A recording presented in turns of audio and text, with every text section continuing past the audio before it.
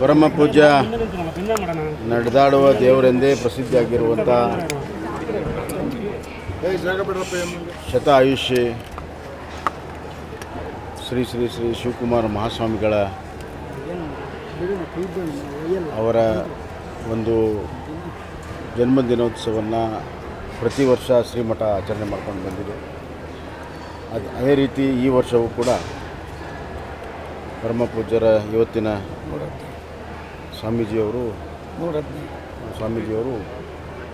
ಇದನ್ನು ಆಚರಣೆ ಮಾಡಬೇಕನ್ನುವಂಥ ವಿಚಾರವನ್ನು ಇಟ್ಕೊಂಡು 115ನೇ ಜಯಂತಿ ಉತ್ಸವವನ್ನು ಮಾಡ್ತಾಯಿದ್ದೀವಿ. ಇದು ನಮಗೆ ಈ ಆಚರಣೆ ಅವರ ಬದುಕಿನ ಒಂದು ಪ್ರೇರಣೆ ಏನು ಸಿಕ್ಕಿದೆ ಅದರ ಆಚರಣೆ ಇದೆ ಮತ್ತು ಇವತ್ತಿನ ಪೀಳಿಗೆಗೆ ಶಿವಕುಮಾರ್ ಅವರ ವಿಚಾರಗಳನ್ನು ತಿಳಿಸುವಂಥ ಒಂದು ಆಚರಣೆ ಅರ್ಥಪೂರ್ಣವಾಗಿರಬೇಕು ಅನ್ನೋಂಥ ಉದ್ದೇಶ. ಇದರ ಮಠದ ಒಂದು ಪರಂಪರೆ, ದಾಸೋಹ, ಶಿಕ್ಷಣ, ಹಿರಿಯ ಸ್ವಾಮೀಜಿಯವರು ಮಾಡ್ಕೊಂಡು ಬಂದಿರುವಂಥ ಒಂದು ಪದ್ಧತಿ ಏನಿದೆ ಎಲ್ಲರಿಗೂ ಕೂಡ ಮಾದರಿಯಾಗಿದೆ, ಇಡೀ ದೇಶಕ್ಕೆ ಮಾದರಿಯಾಗಿದೆ.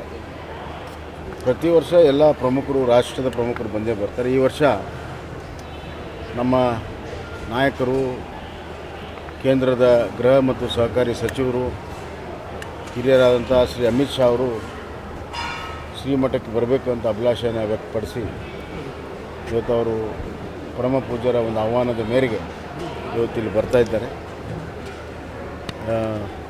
ಭಾಳ ದೊಡ್ಡ ಪ್ರಮಾಣದ ಭಕ್ತಾದಿಗಳಲ್ಲಿ ಸೇರೋದರಿಂದ ಇದರ ಎಲ್ಲ ವ್ಯವಸ್ಥೆಗಳು ಸಾಂಗವಾಗಿ ಸಾಗಬೇಕು, ಉತ್ತಮ ರೀತಿಯಲ್ಲಿ ಇರಬೇಕು ಅನ್ನೋ ಕಾರಣಕ್ಕಾಗಿ ನಾನು ಪರಮ ಪೂಜ್ಯರನ್ನು ಭೇಟಿನೂ ಆಗಬೇಕಾಗಿತ್ತು. ಹೀಗಾಗಿ ನಾನು ಇಲ್ಲಿ ಬಂದಿದ್ದೇನೆ, ಎಲ್ಲ ನೋಡಿದ್ದೇನೆ. ಎಲ್ಲ ವ್ಯವಸ್ಥೆಗಳು ಭಾಳ ಚೆನ್ನಾಗಾಗಿದೆ, ಅಚ್ಚುಕಟ್ಟಾಗಿದೆ.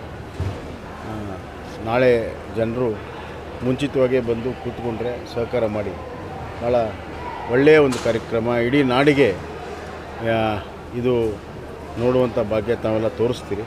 ಹೀಗಾಗಿ ಇಡೀ ನಾಡು ನೋಡುವಂಥ ಸಂದರ್ಭದಲ್ಲಿ ಒಂದು ಒಳ್ಳೆಯ ಸಂದೇಶವೂ ಕೂಡ ಈ ಒಂದು ಕಾರ್ಯಕ್ರಮದಿಂದ ಆಗ್ತದೆ. ಹಿರಿಯ ಗುರುಗಳ ಆಶೀರ್ವಾದದೊಂದಿಗೆ ಎಲ್ಲವೂ ಕೂಡ ಒಳ್ಳೆಯ ರೀತಿಯಲ್ಲಿ ಆಗ್ತದೆ. ರಾಹುಲ್ ಗಾಂಧಿ ಅವರು ಕೇಳಿದೆ, ನಾನು ಬರ್ತಾ ಇದ್ದಾರೆ ಅಂತ ಕೇಳಿದೆ. ಅವ್ರಿಗೆ ಬಂದು ಗದ್ಗೆ ದರ್ಶನ ಮಾಡಿಕೊಂಡು ಪರಮ ಪೂಜ್ಯರ ಭೇಟಿಯಾಗಿ ಸರ್, ಕುಮಾರಸ್ವಾಮಿ ಅವರು ವಾಗ್ದಾಳಿ ಮಾಡಿದರು. ಹಿಂದೂ ಪರ ಸಂಘಟನೆಗಳು, ಕಿಡಿಗೇಡಿಗಳು, ಬಿಜೆಪಿ